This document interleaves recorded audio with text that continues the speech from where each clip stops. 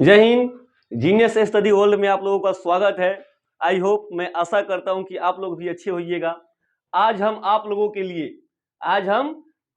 लिए 12th class के English का मोस्ट इम्पोर्टेंट चैप्टर, जो लगभग हर साल यह एग्जाम में पूछा जाता है। आपका एग्जाम 2 सीटिंग में होता है, फर्स्ट सीटिंग में आए न तो सेकेंड सीटिंग में आए, लेकिन ये आना एकदम तय है। चैप्टर का नाम है द सोल्जर। क्या? The soldier. इसका लेखक कौन है? Rupert Brooke. लेखक कौन है बुआ? Rupert Brooke. तो आइए सबसे पहले हम थोड़ा रूबर्ट ब्रूक के बारे में जानते हैं। अबाउट द क्या है सोल्जर, यानी अबाउट, यहां पर लिखिए अबाउट ऑथर, AUTHOR, यानी लेखक के बारे में। किसके बारे में? लेखक के बारे में। सुनिए, जहां भी आपको वर्ड में दिक्कत हो या किसी भी चीज में दिक्कत हो, स्पष्ट बोलिएगा, ठीक है। अबाउट ऑथर्स यानी कवि के बारे में हम जानते हैं। देखिए, पोएट कौन है? Rupert Brooke.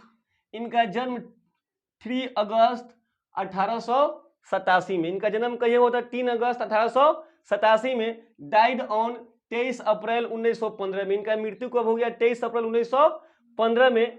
इनको हम वार पोएट के नाम से भी जानते हैं। किनको? रूबर्ट ब्रूक को वार पोएट के नाम से भी हम जानते हैं, ठीक है। देखिए, इनका जन्म कर है बोर्न इन इंग्लैंड। इनका जन्म कहां हुआ था? इंग्लैंड में हुआ था। रूबर्ट ब्रूक का जन्म कहां हुआ था? इंग्लैंड में हुआ था। और died in Aegean sea. Aegean sea, Aegean क्या है? एक समुद्र का नाम है। सी मतलब क्या होता है? समुद्र। ऑफ द आइसलैंड, एजियन सी के आइसलैंड में। कहा हुआ था? आइसलैंड में, जिसका नाम क्या है? एस्काइरोस। एस्काइरोस, उस आइसलैंड का नाम क्या है? एस्काइरोस। क्या नाम है? एस्काइरोस रीजन। कह रहा है कि उनका मृत्यु जो हुआ था आइसलैंड पर, किस रीजन से हुआ था? तो कहा जा रहा है एस्पीसीस। एस्पीसीस, इसका रीजन क्या था? एस्पीसीस। एस्पीसीस के मतलब क्या होता है? जब कोई कीड़ा काट लेता है तो कीड़ा के काटने से क्या होता है? ब्लड में पॉइजन हो जाता है, जहर आ जाती है, जिसके कारण उनका मृत्यु हो गया था, ठीक है। अब आगे हम पढ़ते हैं। अगर क्या है, देखिए इसमें आपको दिया गया है स्पीसीज ब्लड पॉइजनिंग दिया गया ना, कि इनका ब्लड क्या हो गया था? जहरीला हो गया था, जिसकी वजह से मर गए। देखिए, रूबर्ट ब्रूक जो थे ना, नेवी थे। क्या थे? नेवी मतलब सैनिक 3 प्रकार का होता है। थल सेना यानी स्थल पर, नेवी जो जल में, है ना, और वायु सेना जो हवाई जहाज से लड़ाई करते हैं, ठीक है। तो रूबर्ट ब्रूक क्या थे? नेवी थे। यह मतलब तुर्की अभियान में गए हुए थे। तुर्की अभियान में जाने वक्त यह कहां से होकर गुजरे? एशियन सी। वहां पर एक बुआ क्या पड़ता है? आइसलैंड पड़ता है, जिसका नाम क्या है? स्काइरोस, है ना। वहां पर इनको एक कीड़ा काट लिया। इस कीड़ा की वजह से इनका ब्लड क्या हो गया? पॉइजन वाला हो गया, जहर वाला हो गया, और इनका मृत्यु हो गया, ठीक है। इनकी सहपाठियों ने क्या किया? उनको वहीं पर बर्नेड किया, यानी वहीं पर उनको क्या किया? जला दिया गया। जला के उनका काम किया उसी आइसलैंड पर किया गया। उसके बाद में सब साथी इनका वापस आए हुए थे, ठीक है। देखिए, WBH एड्स क्या कहते हैं? WB एड्स क्या कहते हैं? एक कवि है, एक कहते हैं, क्या कर रहे हैं? Describe him as the handsome young man in England. कह रहे हैं WB एड्स क्या कह रहे हैं? कि रूबर्ट ब्रूक इंग्लैंड के सबसे सुंदर व्यक्ति थे। क्या थे? सबसे सुंदर व्यक्ति थे। आइए द सोल्जर के हम थीम को समझते हैं कि क्या होता है द सोल्जर का थीम। देखिए, थीम के मतलब होता है उस चैप्टर का टेलर। क्या होता है? चैप्टर का टेलर। आखिर इस चैप्टर में हमको किस चीज के बारे में पढ़ना है, उसी कहानी को हम इसमें जानेंगे। कह रहे हैं द स्पीकर, यानी लेखक कहते हैं, इन्फॉर्म्स हिज ऑडियंस। लेखक अपने दर्शक, ऑडियंस का मतलब क्या होता है? दर्शक। अपने दर्शक को, अच्छा अभी उनके बारे में हम लोग पढ़े तो हम लोग भी उनका दर्शक है। वो जब पोएम को रिलीज किए हुए थे, पब्लिशड किए हुए थे, उसमें उनको जो भी जाने उनका क्या कहलाए? दर्शक। अपने दर्शक को कहते हैं व्हाट टू थिंक, क्या सोचते हो? क्या कर रहा है? क्या सोचते हो? आफ्टर हिज डेथ, अपने मृत्यु के बारे में। हर कोई अपने अपने मृत्यु के बारे में सोचता है कि आखिर मर जाएंगे तो क्या होगा।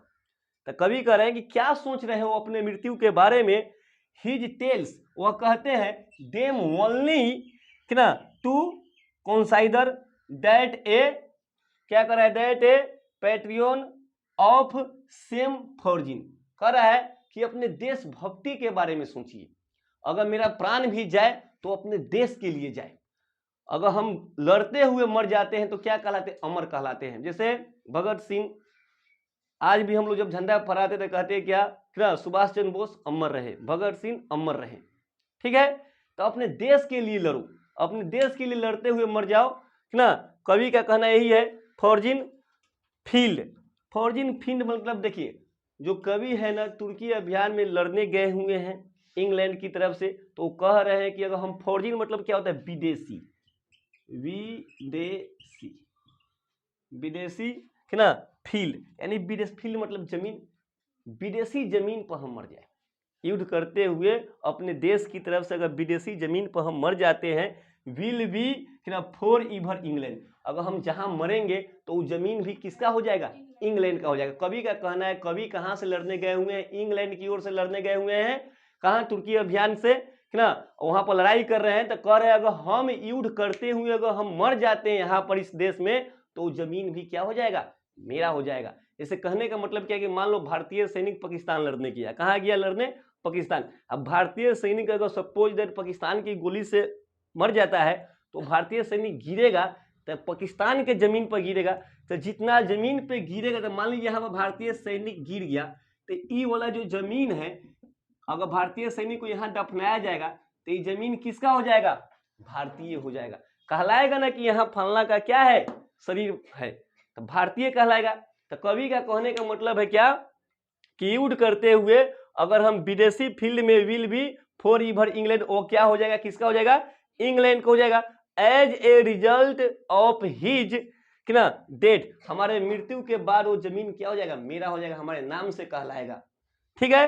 The soldier who was raced and कथी कर रहा है? नरेटेड बाई हिज कंट्री, कह रहा है कि अगर हम मर भी जाते हैं तो हमारे कंट्री का जमीन हो जाएगा। किसका जमीन हो जाएगा?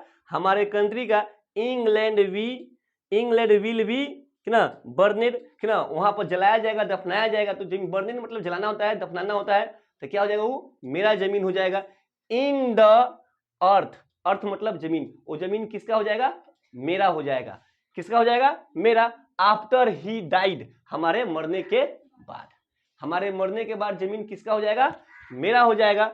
The soldier will go to a peace, कि हमारे शरीर का जो टुकड़ा टुकड़ा होगा ना, वो हर टुकड़ा का कण जो होगा ना, वो जमीन किसका होगा? मेरा होगा, इंग्लैंड का होगा। हेवन वेयर ही विल री experience all his England memories, कह रहा है कि इंग्लैंड के इतिहास में यह बात लिखा जाएगा कि फलना जो सैनिक है ना, यानी रूबेट ब्रू कहाँ मरे हुए थे? इंग्लैंड में मरे हुए थे। ऐसे मान लीजिए भारतीय सैनिक अगर पाकिस्तान में मरता है, अभी कुछ दिन पहले हमारे देश के सैनिक जो पाकिस्तान में चले गए थे, उनका नाम क्या था? याद है आप लोगों को? बोलिए। अभिमन्यु नहीं, अभिनंदन। अभिनंदन चले गए थे पाकिस्तान में, तो उनके बारे में पूरा मतलब इंडिया उनके बारे में मतलब इस बात को कह रहे थे कि हमारे अभिनंदन चले गए थे, हुआ था कि नहीं? जब वहां से वापस आए तो क्या कहा? अभिनंदन का अभिनंदन है। आया था कि नहीं? ठीक उसी प्रकार हमारे सैनिक अगर मान लीजिए कहीं चला जाता है, चाहे अदर देश में युद्ध करते हुए मर जाता है, तो इतिहास के पन्नों में उस बात को क्या किया जाता है? लिख दिया जाता है। ठीक है, हम अगले क्लास में आपको इसका समरी लेकर आएंगे। ठीक है, इससे बहुत सारा ऑब्जेक्टिव आपसे क्वेश्चन पूछा जा सकता है। जैसे इनका मृत्यु कब हुआ था, ये कहाँ के रहने वाले थे, या कहाँ मरे हुए थे? आइसलैंड पर मरे हुए थे, है ना। उस आइसलैंड का नाम क्या था, है ना? एस्कोरस। ठीक है, तो अगले वीडियो में मिलते हैं। जब तक आप लोग स्क्रीनशॉट लेना चाहते ले सकते हैं।